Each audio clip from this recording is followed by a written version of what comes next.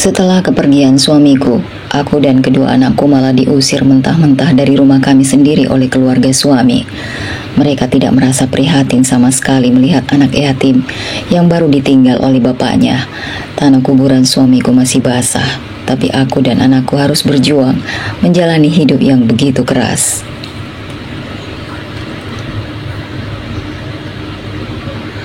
"Bapak, jangan tinggalkan Ayun, Pak," jerit putriku saat melihat Mas Aris terbujur kaku diselimuti kain jarik. Tak hanya Ayun yang histeris, Pasha, putra sulungku pun terlihat sangat terpukul dengan kepergian bapaknya. Dan aku sebagai istri, Mas Aris sekaligus ibu bagi mereka harus bisa lebih kuat dan menenangkan anak-anakku yang kini menyandang status yatim. Sementara hati ini terasa sesak seperti dihimpit oleh beban yang begitu berat. Tubuh ini rasanya tak bertenaga, hancur duniaku pada hari ini. Mas Aris tertimpa kecelakaan saat pulang dari kantor tempat ia bekerja. Sempat beberapa warga di lokasi kejadian melarikannya ke rumah sakit. Namun, nahas, Mas Aris dinyatakan meninggal saat dalam perjalanan menuju rumah sakit. Saat itu aku sedang sibuk di dapur, memasak untuk makan malam kami. Pasha dan Ayun menonton televisi sambil menunggu bapaknya pulang. Sebab biasanya Mas Aris selalu saja membawa buah tangan untuk mereka saat pulang kerja. Tapi kali ini bukan oleh-oleh, tapi sebuah kabar buruk. Suara dering ponsel mengalihkan perhatianku yang sedang sibuk di dapur. Segera kurai menatap layar ponsel, membaca nama tertera di layar tersebut. "Mas Aris," gumamku dengan senyuman terbit. "Assalamualaikum." Suara asing terdengar di seberang sana. Itu bukan suara Mas Aris. "Waalaikumsalam." Awalnya aku pikir mungkin dia menemukan ponsel suamiku dan ingin mengembalikannya. Tak aku pungkiri, ada perasaan tak enak. "Maaf, ini dengan istrinya Bapak Aris Risnadi?" tanya pria asing itu. "Ya benar, kenapa HP suami saya ada sama Bapak ya?" "Kami dari kepolisian." Jantung ini seakan berhenti berdetak. Apa Mas Aris melakukan sesuatu yang buruk? Segala dugaan memenuhi isi pikiran ini. Pak Aris mengalami kecelakaan, sekarang beliau menuju rumah. "Tunggu Pak, maksud Bapak suami saya kecelakaan lalu sekarang sudah dalam perjalanan pulang. Dia tidak kenapa-napa kan Pak?" Nada bicaraku begitu cemas. Pak Aris telah meninggal dunia sebab kecelakaan ini." Bagai tersambar petir, tubuhku lurus seketika. "Bu, ada ambulans." Suara sirine terdengar di luar sana. Aku berusaha bangkit. "Bu, kenapa ibu menangis?" Halaman rumah sudah dipenuhi banyak orang. Bapak kalian kecelakaan nak." Tangis mereka pun pecah, seraya berteriak memanggil bapaknya. "Bu, kenapa Bapak ditutupi wajahnya?" "Bapak meninggal nak, ayah telah memanggil Bapak ke sisinya." "Bapak nggak boleh meninggal." Pasha yang berdiri di sampingku tampak begitu terpukul. Tak ada sedikit pun terlintas di pikiranku jika Mas Aris akan pergi secepat ini. Namun, siapa manusia yang mampu melawan sebuah takdir? Pasha dan Ayun bersimpuh di hadapan gundukan tanah merah bertabur bunga. "Nak, tolong berhenti menangis, itu bisa memberatkan Bapak." Langit mendung di atas sana, seolah melukiskan betapa kelamnya hatiku saat ini. Pulang dari pemakaman, rumah yang biasa dihiasi canda dan tawa kini tampak sepi dan kosong. Seorang pria menghampiriku yang tengah duduk di ruang tengah. "Bu Lasmi," ujarnya. Aku mendongak, menatap wajah asing yang baru pertama kali ini kulihat. "Bapak siapa?" "Saya ayah dari orang yang kendaraannya bertabrakan dengan suami Bu Lasmi. Saya mewakili putra saya hadir di sini untuk mengucapkan bela sungkawa dan meminta maaf yang sebesar-besarnya atas kelalaian putra saya yang telah mengakibatkan hilangnya nyawa suami Bu Lasmi." Aku memang belum tahu seperti apa kronologi kejadian kecelakaan yang menimpa suamiku. Bahkan aku baru tahu jika suamiku mengalami tabrakan, bukan kecelakaan tunggal. Entah harus berkata apa. Sungguh aku bingung menanggapi pria berusia senja di hadapanku. Yang jadi pertanyaan, kenapa tidak putranya yang datang? Apa dia juga terluka? Saya tahu Bu Lasmi pasti sangat kehilangan, tapi saya sangat berharap agar Bu Lasmi tidak membawa kasus kecelakaan ini ke jalur hukum. Ini murni musibah, tak ada seorang pun yang menginginkannya, termasuk putra saya. Pria itu berkata dengan sangat hati-hati. Bisa kulihat dari pancaran matanya. Saya tahu Pak, saya juga tidak menyalahkan, namanya celaka. Siapa yang mau? Saya tidak mau memberatkan kepergian suami saya dengan menuntut putra Bapak ke jalur hukum. Takdir tak dapat ditolak, kalaupun harus ada keadilan. Biarlah Tuhan yang turun tangan, ujarku berusaha mengerti ketakutan yang Bapak ini rasakan. Aku sadar hidup mati seseorang telah tertulis di kitab Lauhul Mahfuz. Terima kasih banyak Bu Lasmi, saya berjanji akan mempertanggungjawabkan perbuatan putra saya dan memberikan biaya kematian Pak Aris, bahkan membiayai keluarga yang ditinggalkan, khususnya putri Pak Aris yang mungkin saat ini telah menjadi yatim. Aku tersenyum miris mendengar kata yatim. Rasanya hati ini bagai 1000 diterjang oleh ribuan jarum. Keadaan putra Bapak bagaimana? Putra saya mengalami luka-luka, tapi tidak begitu serius. Alhamdulillah sekarang sudah pulang ke rumah dan beristirahat. Oleh karena itu saya yang mewakilinya datang. Oh iya Bu Lasmi, saya lupa memperkenalkan diri, nama saya Brata Sanjaya. Aku terhenyak mendengar nama pria itu. Siapa yang tidak kenal dengan seorang pengusaha besar di kota ini? Aku mengenal namanya, tapi baru kali ini bertemu secara langsung. Ini kartu nama saya, jika Bu Lasmi butuh apa-apa, tinggal hubungi saya saja. Dan ini uang untuk biaya tahlil sampai 40 harinya Pak Aris. Lebihnya untuk biaya kehidupan sehari-hari Bu Lasmi dengan keluarga. Pria itu menyodorkan amplop coklat tebal kepadaku. Tapi Pak, saya tolong diterima, sahut Pak Brata.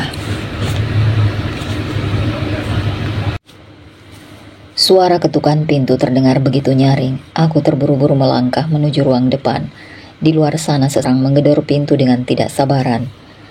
Buka pintu saja lama banget, gerutu Mbak Nur sambil menerobos Sam. Dia adalah kakak kedua dari Mas Aris. Mereka merupakan 4 bersaudara. Mas Aris anak ketiga di keluarganya. Setelah Mbak Nur, Mas Anto suaminya masuk, disusul Mas Tommy, kakak sulung dan istrinya Mbak Rosa. Lalu adik bungsu mereka, Cynthia, yang masih kuliah. Mereka sudah tidak memiliki orang tua sama sepertiku. Bedanya aku tidak punya saudara kandung. Aku terlahir menjadi anak tunggal di keluargaku. Kedua orang tuaku pun sudah tiada dan sejak sekolah aku tinggal di rumah bibi, adik dari ayah. Lasmi, mulai sekarang kamu bukan siapa-siapa lagi bagi kami, ujar Mas Tommy. Jadi rumah ini sudah sepantasnya kamu tinggalkan. Ini bukan rumahmu. Sebaiknya kamu segera pergi dan bawa anak-anakmu, tegasnya. Aku menatap heran. Mas, ini rumah kami, rumah Mas Aris, aku dan anak-anak. Kenapa Mas menyuruhku pergi? Enak saja ngaku-ngaku. Ini rumah warisan orang tua kami, paham? Sungut Cynthia. Ya, aku tahu. Rumah ini dulunya rumah warisan milik orang tua kalian. Tapi, bukankah waktu itu Mas Aris sudah sepakat dengan kalian membayar jatah warisan pada kalian bertiga? Itu dulu, sekarang beda lagi ceritanya. Apalagi Aris sudah meninggal. Lagian Aris belum membayar penuh uangnya. Kalau begitu saya akan bayar sisanya. Tunggu sebentar. Kesepakatan itu sudah tidak ada. Ini rumah warisan dari orang tuaku. Kami akan menjualnya dan kami berhak atas itu, ucap wanita berkerudung merah menyala itu dengan melayangkan tatapan tajam. Tentu saja tidak bisa begitu. Dulu saat pertama kali aku menempati rumah ini dengan Mas Aris, rumah masih dalam keadaan reot, bangunannya tua dan lapuk. 2 tahun ke belakang, aku dan Mas Aris mendapat rezeki besar. Kami berembuk untuk membeli tanah beserta bangunan yang sudah usang, peninggalan orang tua mereka seharga 100 juta dan dibagi 4, kakak beradik termasuk Mas Aris sendiri. Dan pada saat itu mereka sepakat, masing-masing mendapat uang 25 juta. Hanya saja pada waktu itu, Mas Aris baru memberi bagian warisan pada Mbak Nur dan Mas Tommy. Sisa hutang aku dan Mas Aris hanya tinggal 25 juta saja, yaitu bagian Cynthia. Lalu kamu membangun rumah yang semuanya reot, menjadi megah dan mewah. Suamiku bilang, dia ingin membuat istana untuk aku, Ayun dan juga Pasah. Sudah lebih nyaman. Mana bisa begitu Mbak, kita kan sudah sepakat. Malah aku dan Mas Aris sudah membangun rumah ini. Dari yang sebelumnya rusak kami bangun ulang hingga sebesar ini. Mana bisa Mbak mau menjual seenaknya. Rumah ini sudah menjadi hak milik aku dan keluargaku. Kesepakatan lama tak mungkin batal. Rumah ini kalian bangun, ya memang itu tanggung jawab kalian karena telah menempati selama bertahun-tahun. Dari awal kalian nikah sampai sekarang Aris mati. Masih untung kamu gak ngontrak. Dan masih untung, kami punya rumah sendiri sehingga menyuruh kalian merawat dan menjaga rumah peninggalan orang tua kami ini. Uang yang telah masuk, anggap saja itu biaya sewa. Kalau ngontrak bertahun-tahun, malah bisa lebih dari itu. Lagian, yang nyari duit siapa? Kamu, bukan kan? Tapi Aris, kamu siapa? Seru Mbak Rosa, apalagi tidak ada kekuatan hukum atau bukti dari pembayaran itu. Malah sertifikat rumah ini masih atas nama orang tua kami. Jadi kamu tidak punya kekuatan apapun mati-matian mempertahankan rumah ini. Paham? Aku terdiam dengan kedua tangan terkepal. Memang salahku dan Mas Aris yang terlalu percaya pada saudara-saudaranya. Sehingga saat membayar pembagian warisan, kami tidak menuliskannya hitam di atas putih, hanya mengandalkan rasa saling percaya saja. Sebab Mas Aris yakinnya tidak akan menuntut lagi setelah diberi pembagian warisan secara adil dan telah disepakati bersama. Namun ternyata semuanya tidak sesuai yang dipikirkan. Masih mau ngaku-ngaku ini rumahmu? Kalau Mas Aris nggak mati, semisal cerai sama kamu, kamu akan tetap angkat kaki dari sini kan? Astagfirullah, jaga bicaramu. Aku membulatkan mata. Halah banyak omong. Mas Tommy dan Mas Anto menerobos. Apa yang kalian lakukan? Bahkan Mbak Nur, Mbak Rosa dan Cynthia turut masuk ke kamarku dan anak-anak. Ibu, kenapa baju-baju kita dilempar keluar? Pak De, Bude, Tante, kenapa baju kami diberantakin? Protes Pasha. Namun tak digubris oleh mereka. Terakhir Mas Tommy, kemasi barang-barang kalian dan pergi secepatnya dari rumah ini. Kenapa Pak De mengusir kami? Ini rumah kami, tegas Pasha. Mulai sekarang rumah ini bukan rumah kamu lagi. Kamu, ibu, bapak, dan adikmu hanya menempati saja bukan berarti memiliki. Mengerti? Kalian jahat, teriak Pasha, mendorong Cynthia. Berani kamu kurang ajar sama aku? Dasar kurang didikan. Jangan sentuh Pasha dengan tanganmu. Aku mencekal lengan gadis itu. Kalian boleh membenciku dan menganggapku hanya menumpang di rumah ini. Tapi kalian lihat, Pasha dan Ayun, mereka memiliki hubungan darah dengan kalian. Mereka berdua darah daging Mas Aris, keponakan kalian. Kenapa kalian begitu tega menyakiti anak yatim? Pekikku dengan suara bergetar. Mereka anakmu dan kamu ibunya. Gak ada hubungannya sama kami, jadi pergi dari sini sekarang juga. Rasanya percuma mempertahankan. Mereka keras hati dan keras kepala. Lebih baik aku mengalah dan pergi membawa serta anak-anakku. Tak tega melihat mereka menangis, menyaksikan kekerasan verbal yang dilakukan oleh keluarga suamiku. Rumah itu, isinya juga segala kenangan tentang kami di sana. Kurasa Tuhan tidak tidur. Biarlah mereka merampas hak putra dan putriku yang telah menjadi yatim. Asal mereka bisa mempertanggungjawabkannya di akhirat kelak. Beberapa tetangga rumah yang mendengar keributan di rumah tampak keluar dan menatap prihatin ke arahku, Pasha, juga Ayun. Tapi tak ada satupun orang yang berani membela kami, sebab mungkin mereka tak mau ikut campur urusan keluarga. Bu, kita tinggal di mana? Tanya Pasha padaku. Saat ini kami berjalan menyusuri kompleks. Pikiranku kacau, membuatku belum kepikiran akan tinggal di mana. Jujur aku masih syok dengan kejadian yang tiba-tiba ini. Belum kering tanah kuburan suamiku, tapi aku dan anak-anak harus terusir dari rumah sendiri. Tega sekali mereka. Kita cari kontrakan, jawabku. Saat ini aku memegang uang tabungan yang tidak begitu banyak. Sebab saat membangun rumah, uang tabungan aku dan suami terkuras habis. Kami baru memulai menabung lagi sedikit demi sedikit. Selain dari uang itu, aku juga memegang uang santunan kematian dari warga yang datang melayat. Uang dari Pak Brata malah sempat diambil oleh ipar-iparku tadi saat mereka membongkar pakaian dan menemukan amplop coklat itu di dalam lemari. Kata Mbak Nur, itu akan dipakai untuk tahlilan setidaknya selama 40 hari kepergian suamiku. Mendengar hal itu aku pun mengikhlaskan uang tersebut diambil olehnya. Asalkan benar dipakai untuk kebutuhan tahlil. Aku, Pasha dan Ayun menaiki sebuah angkot. Aku akan membawa mereka mencari kontrakan. Aku ingat tak jauh dari pasar tradisional ada banyak kontrakan. Rencananya aku akan mengajak mereka, putra-putriku tinggal di sana. Turun dari angkutan umum, kami melangkah menuju pemilik kontrakan.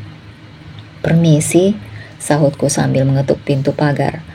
Dengan gemboknya yang menggantung, seorang pria berbadan gempal keluar dari dalam rumah. Cari siapa? Apa benar ini rumahnya Pak Hendro? Ya, saya mau kontrak rumah Pak, ada yang kosong. Pria itu tak segera menjawab. Pak, sahutku.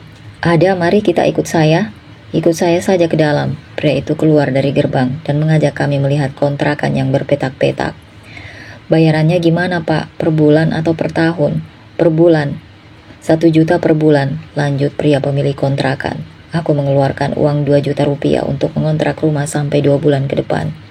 Ini uangnya Pak, saya bayar untuk 2 bulan sekaligus. Ini kuncinya, semoga kalian betah.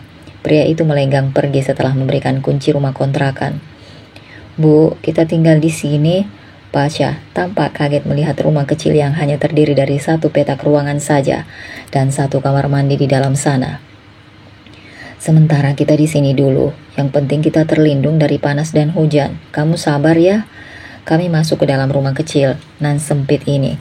Sebuah kasur lantai tergelar di dalam. Lumayan bisa kupakai untuk tidur Pasha dan Ayun. Tak ada peralatan masak ataupun makan, karena memang kami keluar dari rumah hanya membawa pakaian. Bu, aku lapar. Tunggu di sini, ibu mau cari makanan. Aku bangkit berdiri setelah merapikan pakaian dan dimasukkan ke dalam lemari plastik sebagian. Pasha jaga adek ya, ibu mau cari makan dulu. Iya bu, jangan kemana-mana sebelum ibu kembali. Bu, beli nasi 3 bungkus pakai telur sama sayur, ujarku pada penjual warung nasi. Tunggu sebentar. Tak perlu menunggu lama, wanita itu memberikan kantong plastik berwarna hitam. Putra-putriku makan begitu lahap, rasanya aku tak tega melihat kehidupan mereka yang berubah drastis seperti ini. Tapi aku harus mengajarkan pada mereka agar tetap ikhlas. Roda kehidupan itu berputar. Kadang kita berada di atas, kadang kita juga berada di bawah. Semua harus diterima dengan ikhlas dan lapang. Bukan aku tidak menerima nasib ini, tetapi yang aku tak habis pikir, kenapa Pak D dan Bule, mereka begitu tega melantarkan keponakannya sendiri. Setelah makan kalian boleh tidur siang, ucapku. Kasurnya keras bu, Ayun gak bisa bobo, ringek putriku tampak gelisah. Kalau kamu ngantuk, nanti juga bobo, merem dan bayangkan kamu sedang tidur di kamarmu, ucapku. Untungnya Ayun langsung terlelap, mungkin rasa lelah yang mendera membuat Ayun akhirnya tertidur juga. Begitu juga dengan Pasha, putra sulungku itu, tidur di sebelah Ayun dengan melepas atasannya. Udara memang sedang panas-panasnya, dia pasti kegerahan. Atap dari seng membuat terik matahari terserap hingga ruangan terasa seperti di dalam pemanggangan. Meski pintu sudah dibuka lebar, tetapi tetap saja mengurangi rasa panas. Tak mengurangi rasa panas, peluh pun bercucuran. Panas matahari sudah mulai redup. Permisi, seru seseorang di luar sana. Seorang wanita parubaya tersenyum ke arahku. Baru pindah ke sini ya? Iya, kenalin, saya Bu Iem. Kamu? Lasmi. Kedua anak-anakku menghampiri dan berdiri di sampingku. Ini anak saya Pasha, yang paling besar, dan ini Ayun. Ayo salim sama Bu Iem. Tinggal bertiga saja. Suami ibu di mana? Suami saya sudah meninggal, Bu. Oh, janda ternyata. Ibu tinggal di sebelah mana? Saya tinggal di kontrakan sebelah. Oh iya, Bu. Ya sudah, kalau begitu saya permisi. Mari. Ibu ia melangkah pergi. Anehnya wanita itu tiba-tiba saja terlihat ketus perangainya, padahal sebelumnya dia tampak ramah sekali. Apa ada yang salah denganku atau perkataanku? Ah, sudahlah, aku tidak mau memikirkan hal yang kurang penting. Seperginya wanita itu, aku mengajak putra dan putriku pergi keluar dari rumah. Uang santunan kematian Mas Aris sudah habis kubayarkan kontrakan. Aku harus mengambil uang tabungan untuk membeli kompor dan tabung gas. Kita pergi ambil uang di ATM, habis itu kita belanja keperluan masak sekalian beli buat makan malam kita, ayo, ajakku pada mereka. Setelah mengambil uang di ATM, kami berbelanja kompor, gas dan segala kebutuhan rumah untuk beberapa hari ke depan.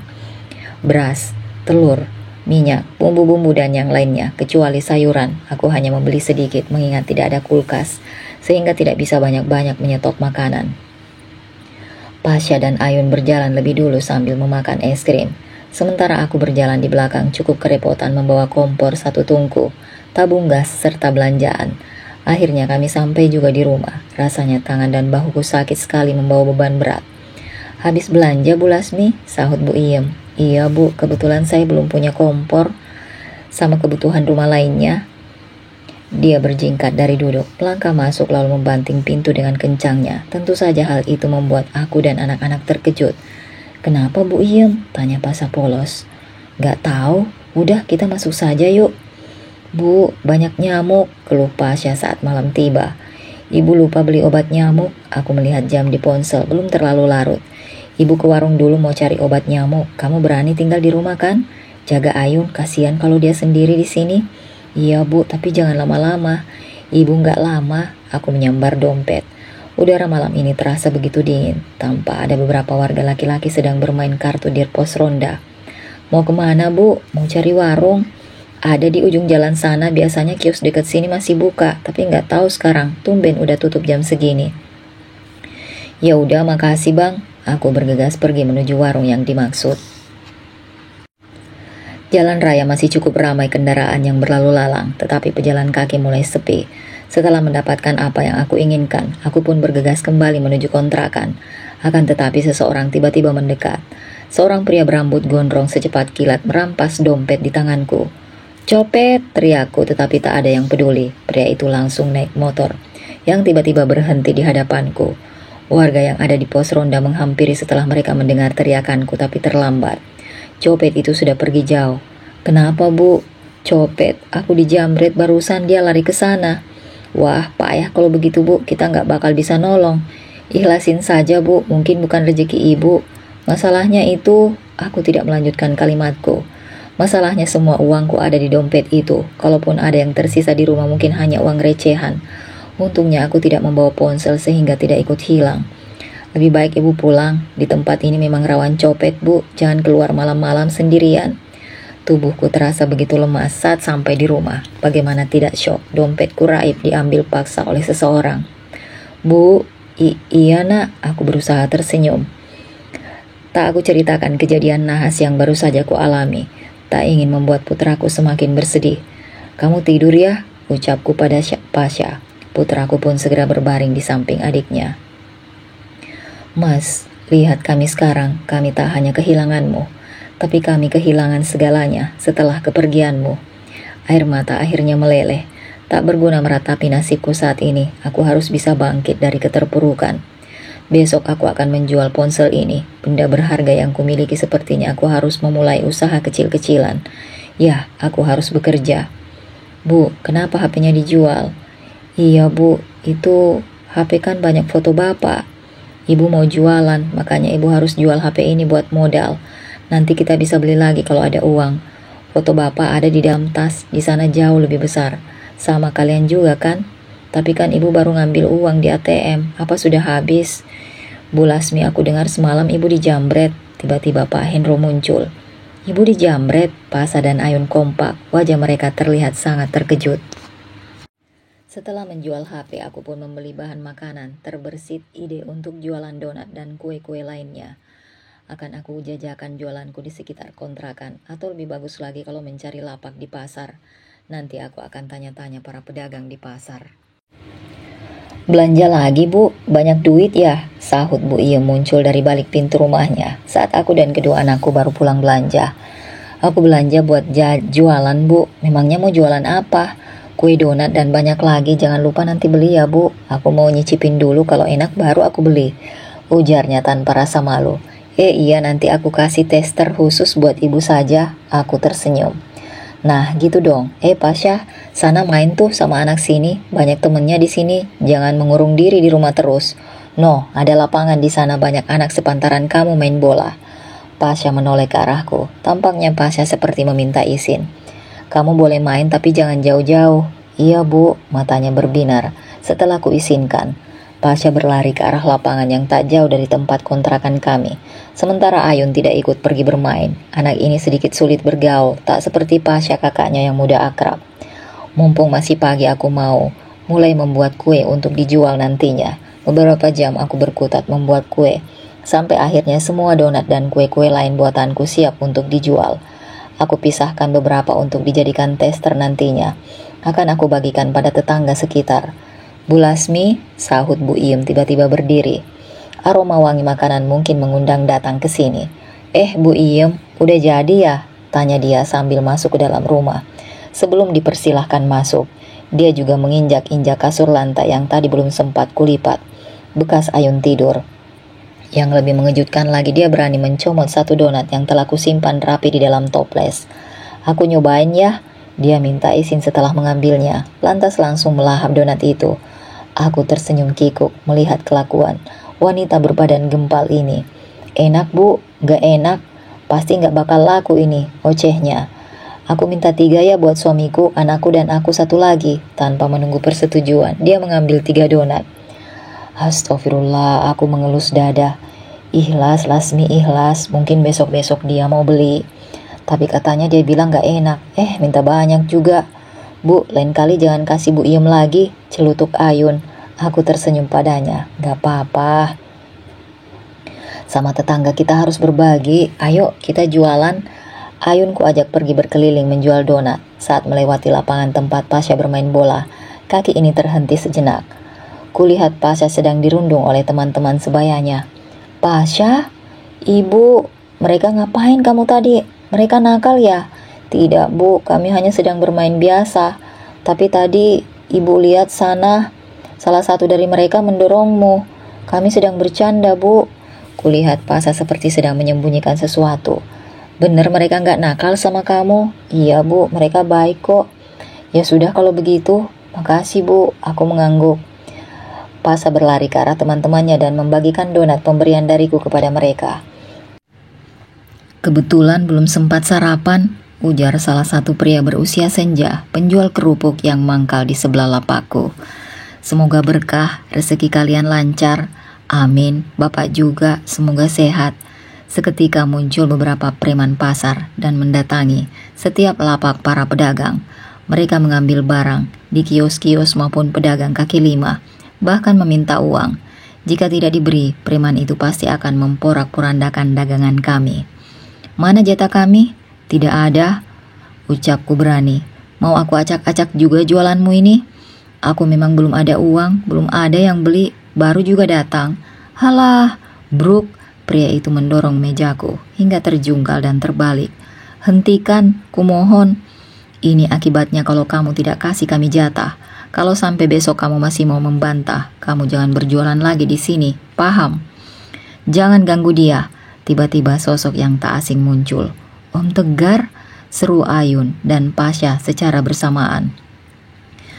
Kau mau ikut campur urusan kami? Kau tahu ini wilayah siapa? Terjadilah perkelahian antara mereka berdua. Daganganku semuanya hancur tak bersisa. Aku kembali pulang bersama kedua anakku. Aku dengar ada ribut-ribut di pasar. Kenapa? Iya, ada preman pasar yang memaksa minta uang sama aku. Terus Tegar datang dan terjadi perkelahian. Sekarang mereka diamankan di polisi. Jawabku. Si Tegar sampai bela-belain adu jotos demi kamu Bu Lasmi. Mata Bu Iem melotot. Mungkin karena kita bertetangga wajar kan? Tukasku. Jualanmu laris? Tanyanya kepo. Tidak, daganganku ditumpahkan semuanya sama preman tadi. Makanya aku pulang lebih cepat. Sudah ya Bu, aku mau masuk. Ada senyuman aneh terpancar dari wajah wanita itu melihat aku yang baru saja terkena musibah. Entahlah, aku tidak mau zuuzon. Setelah kejadian kekerasan di pasar, aku tidak lagi berjualan di sana.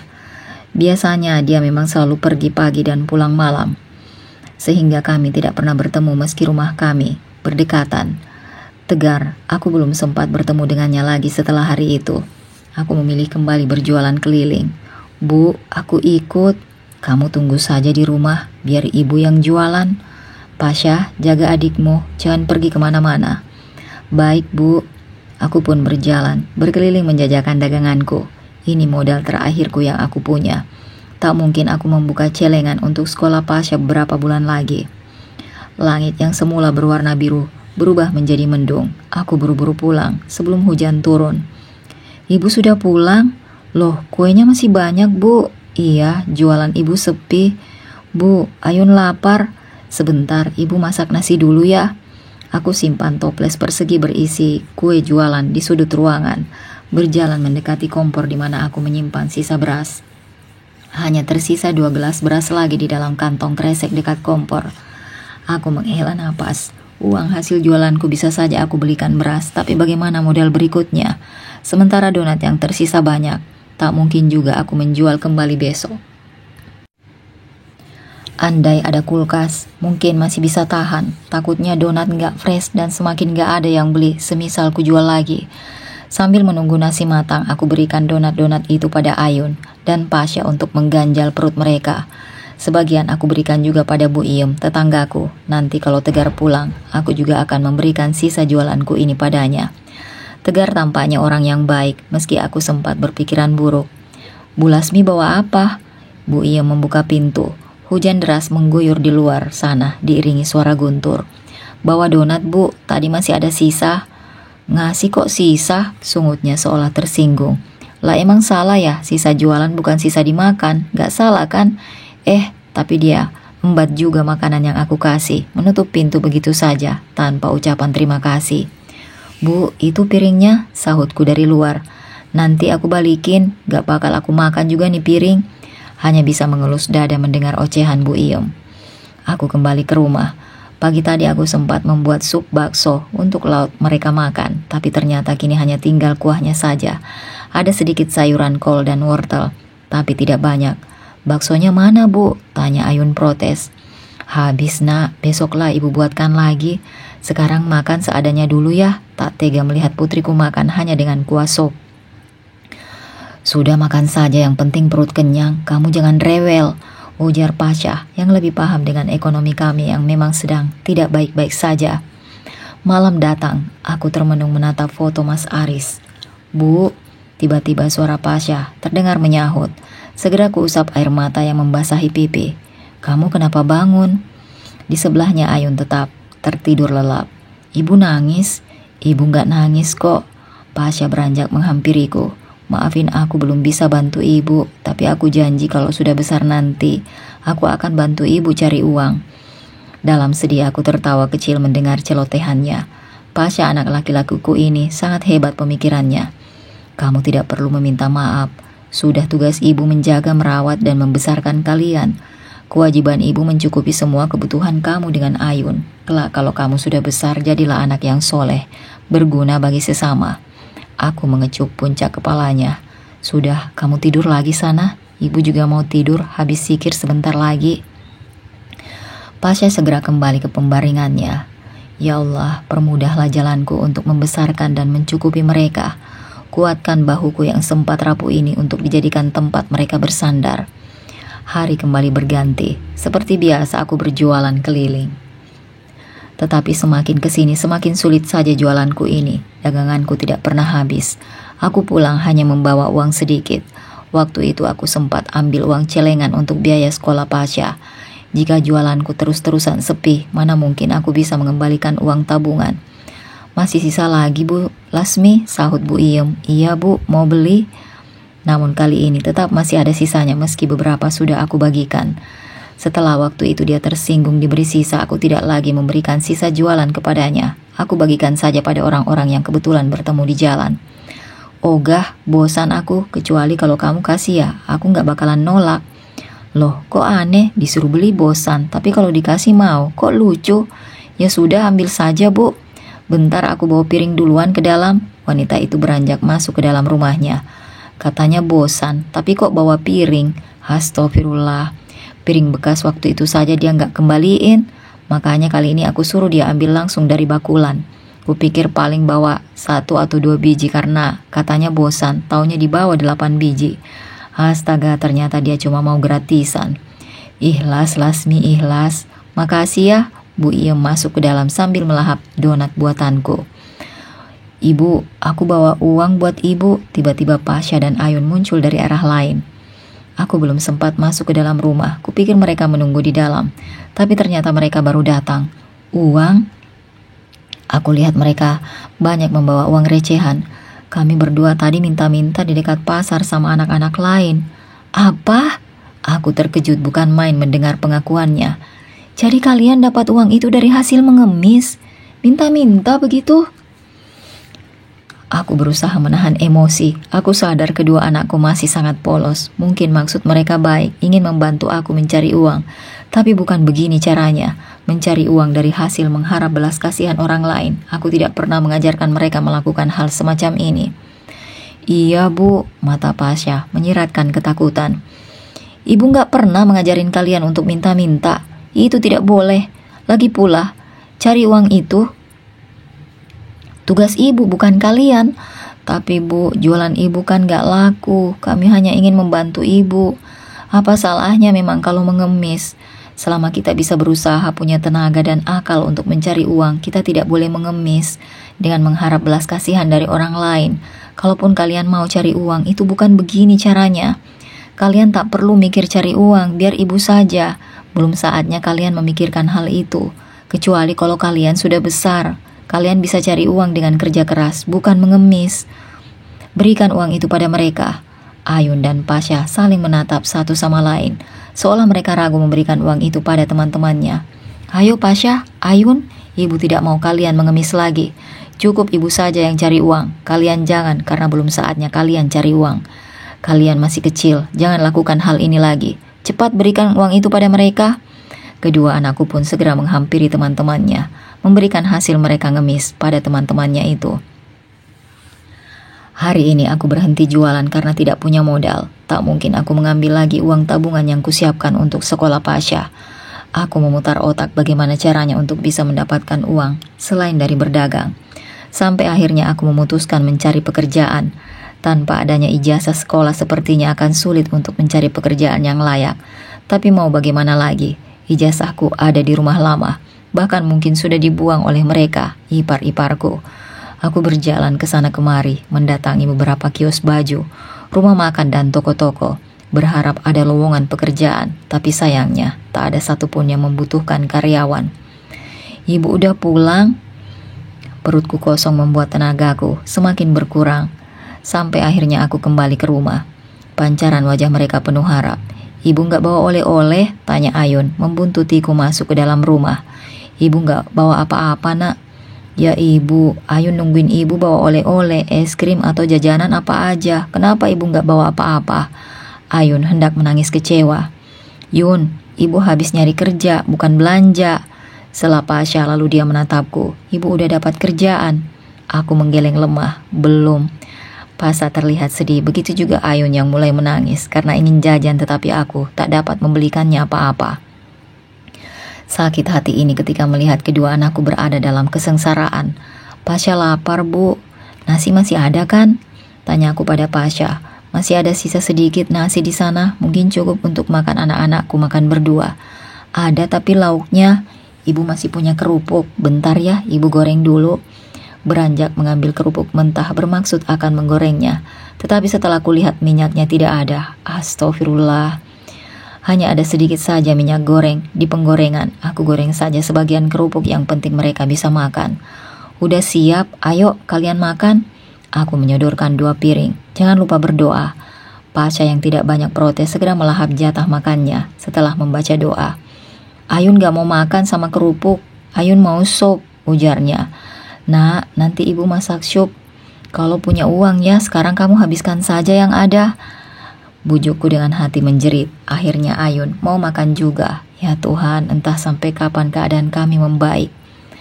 Bu Lasmi nggak jualan lagi? Enggak Bu, jualan lagi sepi sekali. Terus kegiatan Ibu apa sekarang? Kan nggak punya suami, punya duit dari mana?